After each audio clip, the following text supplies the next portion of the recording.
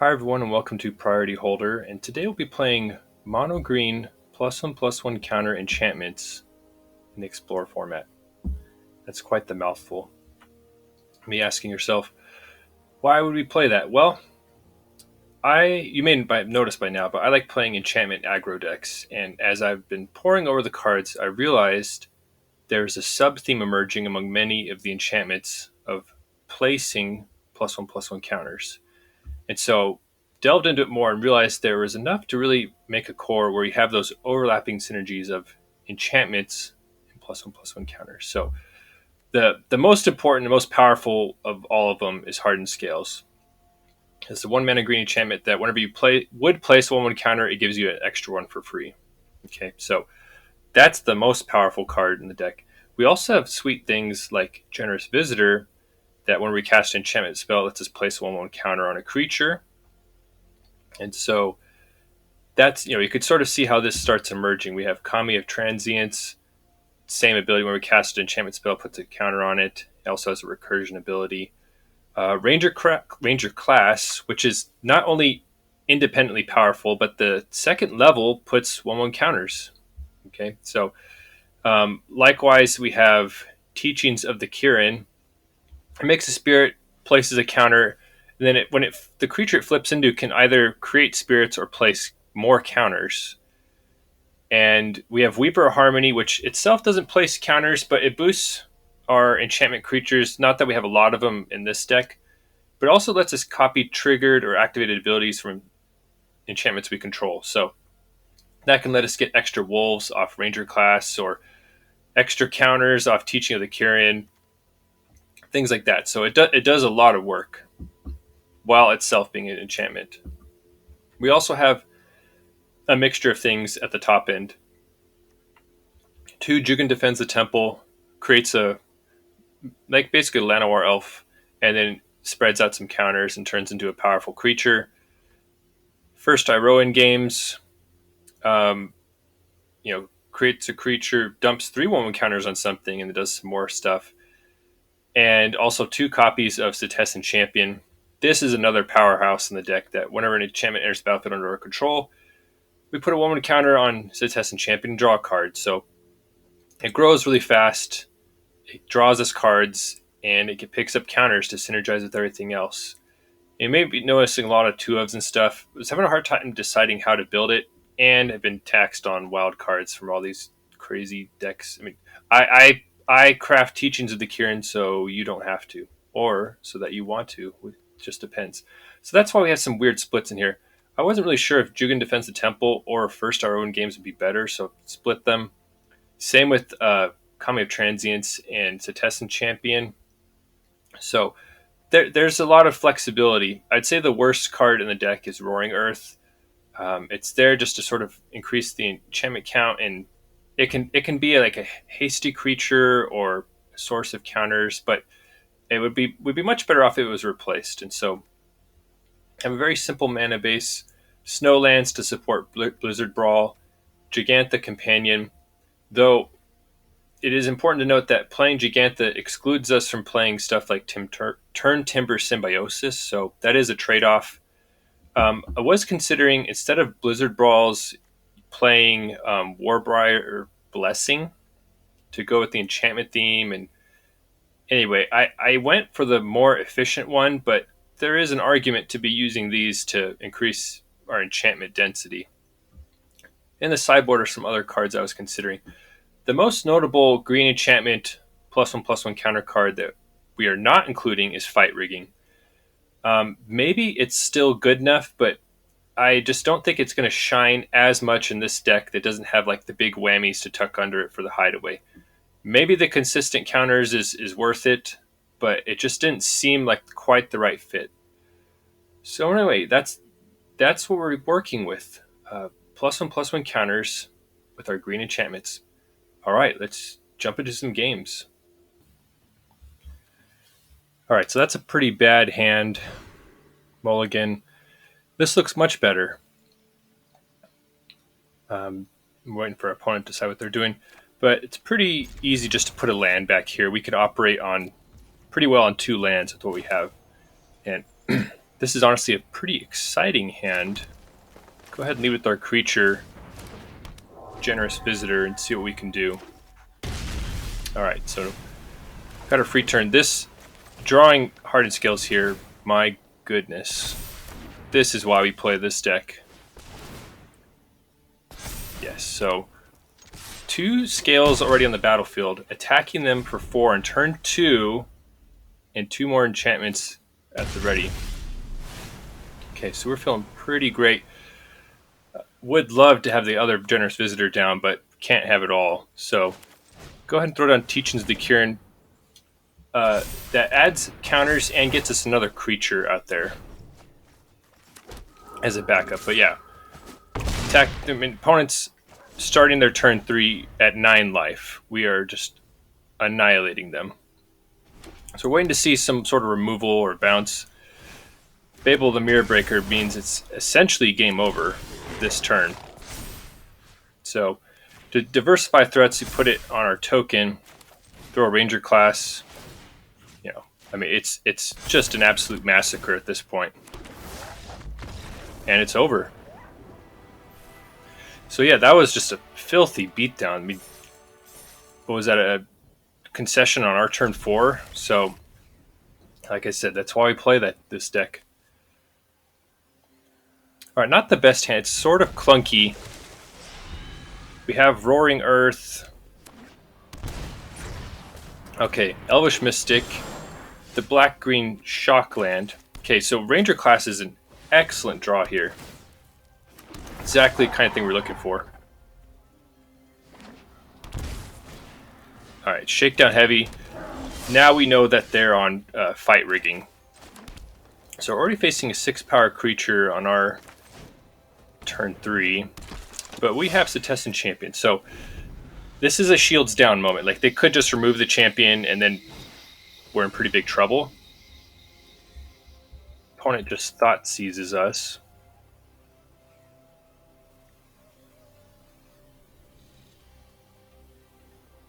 It takes Roaring Earth for some reason. Honestly, that's probably the weakest card in our hand. So, alright, so it looks like they're a little flooded with mana dorks. And they don't send in the Shakedown Heavy. They must be a little panicky about how fast we can grow our champion. So that was curious. Now go ahead and lead on the Hardened Scales, because Champion's going to draw us a card, and Hardened Scales is the real whammy. So I do another shields down moment, we got to draw some cards. We really want lands at this point. But you could see the power of Setessan Champion right here. Already it's eclipsed their Shakedown Heavy. So, but we're on defense. Okay, so they play Turn Timber Symbiosis and get Elder Gargaroth, which is a very strong card, but we are not concerned with that anymore with how our start has gone.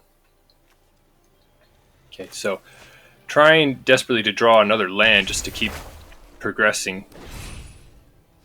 But we're in no danger from their creatures. Our champion's larger than theirs.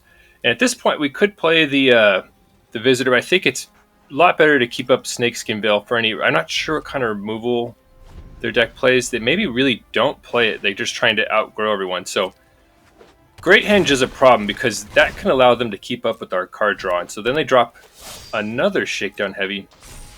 But our Setessan Champion is just a brick wall right now. They just can't attack into us. Alright, so we get a land.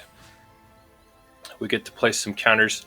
At this point, we're going to start diversifying our threats. So, Growl the Wolf. We could make the champion like extremely huge, but they have a lot of creatures we're going to have to be blocking. So, we play Generous Visitor. That's going to be really strong. Iroan Games lets us place more counters, so just keep growing all of our threats. Makes another creature, draws us a card. So, we are just outdrawing and going more wide than they are. So, things are going excellent. Now, the Great Henge is a bit of a problem because that's going to allow them to essentially do what we're doing, since they're a very creature-dense deck. However, none of the creatures match up very well to To ours. Okay, so they go ahead and send an attack. So that's going to allow them to definitely draw a card off the Gargaroth, potentially draw cards off the Shakedown Heavy. So I spent a moment here trying to figure out how to block them. They each have Menace, and anyway, so probably going to stick Champion on the Gargaroth since that's the most good. Anyway, opponent decides they've had enough mid-combat, but yeah, they were not winning that game. All right, so on to the next one. Have to mulligan once again, and yeah, keep a pretty risky one lander, but has extreme upside with double Hardened Scales.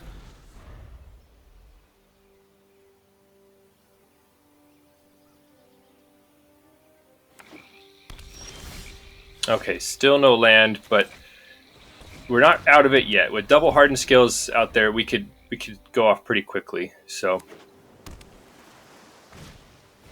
all right, Ledger Shredder's pretty bad to see. Okay, so we draw a land. Would have been nice earlier, but it allows us to get a creature in play, which will grow pretty large off the scales if it sticks around. Because the Teachings of the Kirin is going to place a +1 counter, and each of the scales are going to add one more onto that.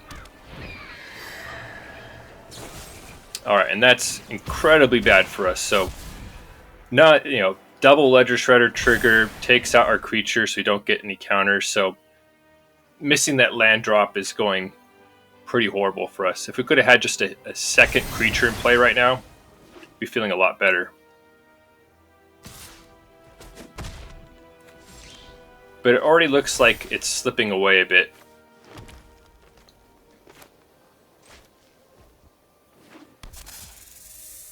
And we have 2 fight spells in hand, but our Weaver of Harmony is too small to do anything.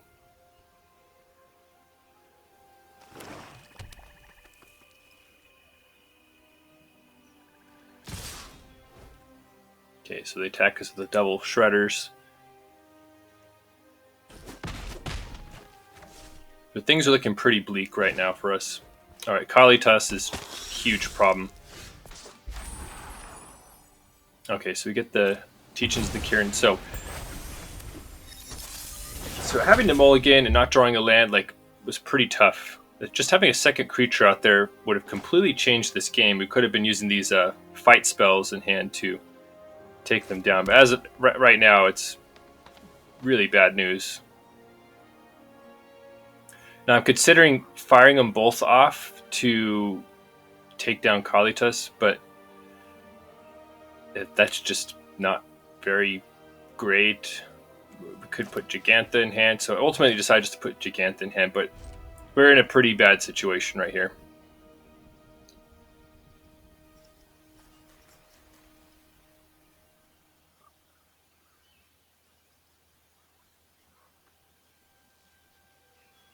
So waiting to see what the opponent does next.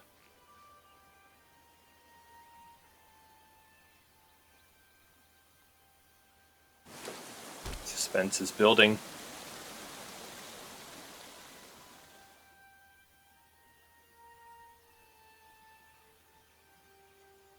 And they have an absolute whammy against us. Meat Hook Massacre. And I just snap concede at that point because they get the zombies from Kalitas.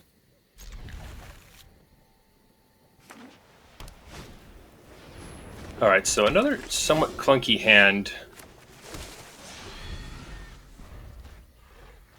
Alright.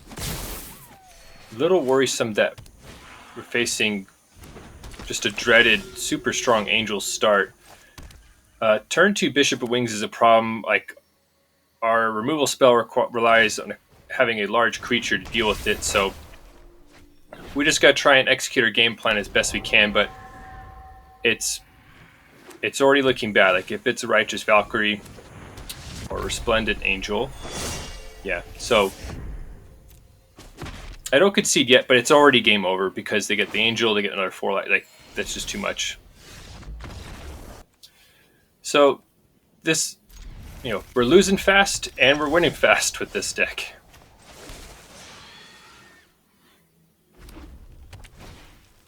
Get a lot of bang for your buck as far as excitement.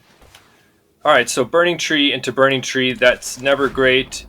And into Robber of the Rich. So that's the real tough part. Okay, so already our turn 2, we're facing 6 power across 3 bodies, one of them being a robber. Ranger class is our best bet right now. We're definitely going to snap off a block if we're allowed to.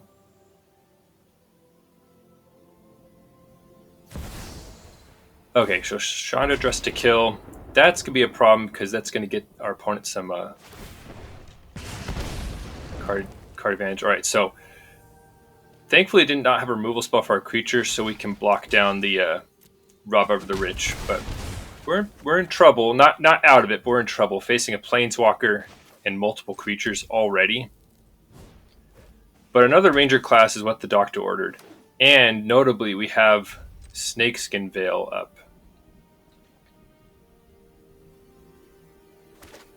Okay, so they ping us with Chandra, get some extra mana. This is a warning shot. Alright, and they fire off Shatter Skull. Nice thing about it being Shatter Skull is we know there's no removal spell in response. Like, if it was Bone Crusher, they might have been able to shock it. But that was the turning point in the game right there. Fizzled their spell and outgrew their attackers. And so that was a very crucial interaction right there. Okay, so question is, what do we do? So thinking through, I want to get as many creatures as possible, but I also want to pressure Chandra. So thinking through the different options here, decide to level up. Looking through things, decide to level up one Ranger class to deny them the easy double block or easier double block. Because, like I said, I want to put some pressure on Chandra. I know I can play a secondary creature, so if we level up one Ranger class, we can attack as a 4/4, and it makes the block a lot more devastating for them. So you see we get the counter. And so they could double block, but then they just have Chandra. So, so they just take the damage and allows us to play another Ranger class. So this is the Power Ranger class. So when you draw all Ranger classes, life's pretty good. Okay, so they activate the card draw. That's pretty clutch for us, them missing an actual card right there. Alright, so they start flooding the board a bit more. And they don't attack. That was surprising. Anyway, they're sort of switching to the defensive. I maybe would have sent the Burning Trees in at least, but yeah, I don't know exactly what the makeup of their deck is.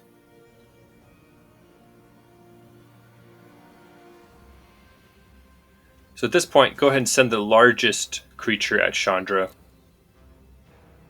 just to make their block situation a little more tough for them. Alright, so they keep the fire, so it allows them to block, sack Firebrand, to deal some damage to us. So I think they're really hoping to ride Chandra's card advantage. Alright, so we already have a Boseiju in play, so that's why I'm not playing it, because it would just be a Lotus Petal, essentially, for us right now. Now, Burning Tree is not a huge target, but they play stuff like Embercleave, and we will win the game if it goes long. And so I'm just trying to trim down their forces and make it so we're just not under any pressure. And speak of the devil, there's Embercleave. So, okay, so they have 4 mana, so Embercleave with its cost reduction is coming down this turn. So I have to choose blocks in such a way to not die and also make it tougher for them. So I block in this manner because they can Embercleave up the smaller creature and kill the wolf, but we don't take as much damage this way. And now you see that Boseiju in hand is actually looking pretty nice at the moment. Okay, so Jugan defend the temple, lets us spread out some counters. And thanks to our Ranger class, with one of them has a level 1 upgrade, we can send the smaller creature at Chandra and take it down when it gets the 1/1 counter. Now, I'm also not scared of them killing us because I know we already have an answer to Embercleave. So this is nice. Takes out a big chunk of their life total, takes out their Planeswalker, and so we can then Boseiju away the Embercleave and play our Weaver of Harmony as a blocker. So the tide's turning for us at this moment.